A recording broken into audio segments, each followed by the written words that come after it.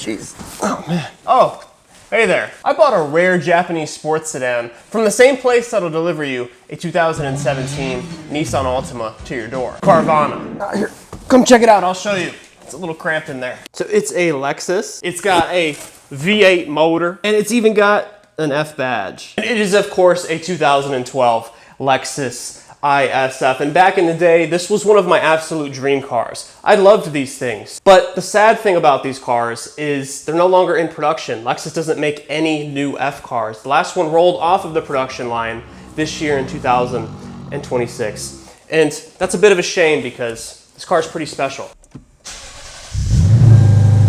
See, the Germans had motorsport heritage. They had the M cars, they had the AMG cars, heck, even Audi had RS cars. But Lexus didn't have anything like that. They were a relatively new brand in the 2000s. And back then really was the peak of automotive madness in the 2000s. I mean, these compact sedans like this had V8s, you had an M5 with a V10, and then you had an S-Class Mercedes with a V12. Really the name of the game back then was just shove the biggest engine possible in whatever you had and call it a day. And of course, you can't forget the supercars of the day. You had the Ford GT, the Carrera GT, the Mercedes-Benz SLR McLaren, all of these crazy cars, and Lexus really didn't have anything to offer. They made a nice, luxurious, comfortable sedan that was bulletproof reliable, but they just didn't have anything that was fun and exciting. So Lexus needed something to vitalize the brand. And that's when they got to work on the LFA, on their halo car, their absolutely top of the line aspirational car. But Lexus also needed something that was a little bit more attainable, that regular people could afford, and that was going to be the ISF. So the goal with the ISF was to take their already kind of sporty IS sedan and just soup it up and make it hotter. What they wanted to do was shove a big V8 engine in there and make it a competitor to the M3. Now, the cool thing about the ISF is it was developed in this sort of skunkworks after hours fashion, which I think is just such a cool idea. So the upper management really didn't have any idea that the engineering team was working on this car. So what they did was they took an off-the-shelf V8 out of their LS sedan, they bored it out, souped it up, made it more performance, upped the displacement to 5 liters, and that was their performance engine all of a sudden. They didn't have to develop an entire new engine for this car. And of course, it's a Lexus. It was gonna have to be reliable, but it was still gonna have to make a lot of power. And of course, they didn't just shove the engine in here and call it a day. They worked the suspension to give it better dynamics. They massaged the bodywork to make it more wide and more aggressive looking. The result of all of that was a genuinely good looking car that, at least on paper, could compete with what was coming out of Germany. And you see, that brings us to the problem of this car. Back in the day, this thing was heavily criticized for just being not as good as an M3 or a C63 AMG. Critics of the time say that it sat somewhere in between. It wasn't as aggressive as an AMG, but it wasn't as finely tuned as an M3 was. And even though Lexus put their best into this car, they really didn't put their best into marketing this thing and getting people to actually understand what it is. Nobody really wanted a fast Lexus. Nobody was really asking for that. So really nobody ended up knowing what these were, and really nobody bought these things. This engine does sound absolutely incredible. Oh yeah. That rev limiter is just such a joy. This V8 was tuned by Yamaha, so it sounds absolutely incredible. There's actually a flap in the intake that opens up at 3,800 RPMs and starts sending in induction noise into the cabin. And it's just nerdy stuff like that that makes you excited about this car. And really what Lexus was going for wasn't necessarily to have the most high performance car. They wanted to build a performance car, but they wanted to capture the emotion of driving with this thing. They wanted it to sound as good as it drove. And they really were successful in that regard with this car, because even though maybe it wasn't the sharpest, it still sounded absolutely incredible, and it puts a smile on your face every time you downshift in this thing. And you really do get the sense that this car was made for car enthusiasts. And it's a shame that these didn't sell more. So in the first year, they sold over 2,000 ISFs. But in the years after, sales just declined, and they really only sold a few hundred a year from then on out. And for this 2012, they only sold a little over 500 for that year.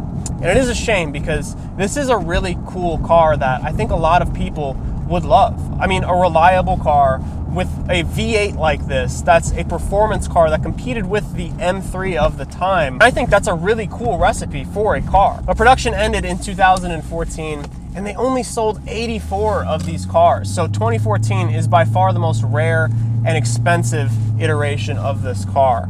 And there really was never a true successor to the ISF either. You had the RCF in 2015, and then you had the GSF in 2016, but they really never made a true successor to the ISF. The closest thing that they did was the IS 500, which was essentially an ISF, but they didn't quite give it their all like they did with this car. They didn't have the suspension, the brakes, all the little details. They gave you the big engine, they gave you the same 8-speed transmission pretty much, but they didn't give you all of the little track focus things like they did in the ISF. And even though the ISF was competitive with the cars of the day, the C63, the M3, that was the last time that any of these F cars was really competitive with anything out of Germany, because Lexus, in typical Toyota fashion, they just kind of let this platform sit. They just never really did anything to it.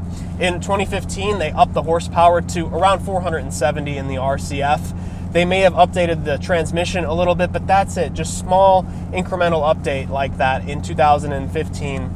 And then from there on, it just kind of sat until 2026, when there is no F car that you can really buy new anymore, except for maybe the RCFs and the IS 500s that are sitting on the lot. But even the LC 500 is going to go out of production as well. So this is a car that was never really long for this world. I mean, it was sort of created at the end of that era where you were just shoving crazy engines in anything that you could. For that, I really love this car. I think it's great. I think it's a product of a bygone era, and it was sort of at the end of that time when you could get big engines in cars. Now everything is 6 cylinders and increasingly 4 cylinders, hybridized, electric, all of that. So this is a really unique car, and it feels like a special car. The years that you want to get are basically anything after 2010 or 2011. 2010, they put a limited slip diff in the rear of here. In 2008 and 2009, they had an open diff in this thing. And in 2011, they did a light facelift, which is what you see on this car with the nice LED headlights. And that was sort of the first hint at the modern Lexus design language. And I think that the 2011 and up look really, really good. They also changed the wheels and just slight interior tweaks, but a lot of people just go for the 2008s. They're going to be the cheapest.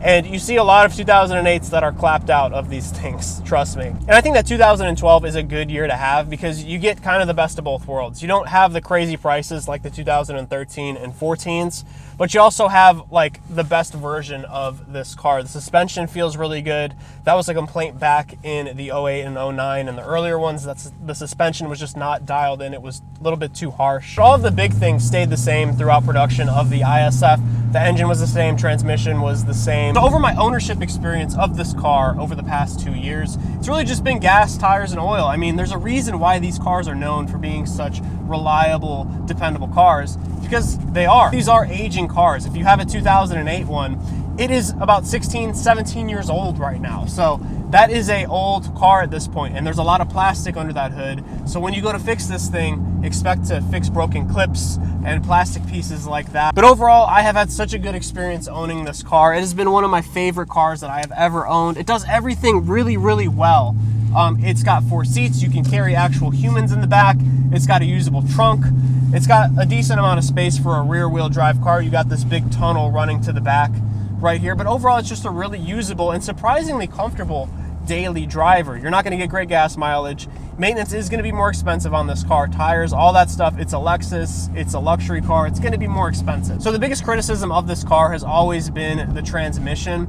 It's a torque converted 8-speed, and I really like it, but you have to be wringing this car out to get the most out of this transmission. It just doesn't want to shift that fast if you're below like 4,000 or 5,000 RPM. Really, you get the most performance out of the top end of this car. And also, with that being said, the way that this car is tuned, you really have to be up in the rev range to get the most out of this car.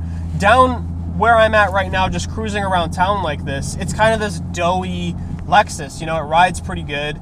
The transmission shifts fine. It can be a little jerky sometimes, but it's smooth and it's a luxury car. But when you get up in the higher rev ranges, that's when that's when the performance of this car starts to come alive. I do understand the criticism of the 8-speed. I get it. It is kind of sluggish sometimes, but that's kind of the compromise. You want something that's reliable and performance oriented, this is what you get. And you know, a few years ago when I bought this car, prices were pretty crazy on these things. I mean, prices are a little bit crazy now on these things. Like I said, this is a 17-year-old car if you get an 08. So to be asking over $20,000 for that is pretty insane, especially one with over 100,000 miles. Just the prices on this are a little bit insane in my opinion. So if you want to get into an ISF, I would say buy one that's got some miles on it so that you don't feel bad driving it around, because you're really going to want to drive this car. If you buy one of these with 50,000 miles and you pay over $40,000 for it, you're not going to get your money back out of that. You know, you're going to lose a lot of money. But if you get one that's well used and you get it for a good price, you can own this car for a few years and you can still get your money back at the time of going to sell this thing. I've taken this car on road trips too. It's awesome. It just eats up the miles. It rides really, really well for being a performance car like this. And it just does everything really well. I really don't want to sell this thing anytime soon because it's just such a good car. I would love to keep this thing as my daily for years and years to come, as long as you do basic maintenance. Another nice thing about this being a silver Lexus is nobody notices you in this thing. Nobody expects this thing to be able to do what it does because it's just a silver Lexus sedan. I mean, who's going to call the police on you? Yeah, excuse me, there's a silver Lexus speeding down the highway. And the cop's like, okay, which one out of the million that are on the road right now? So you're just invisible in this thing, which is really good. You don't have to worry about like Mustangs and Scat Packs trying to race you and stuff.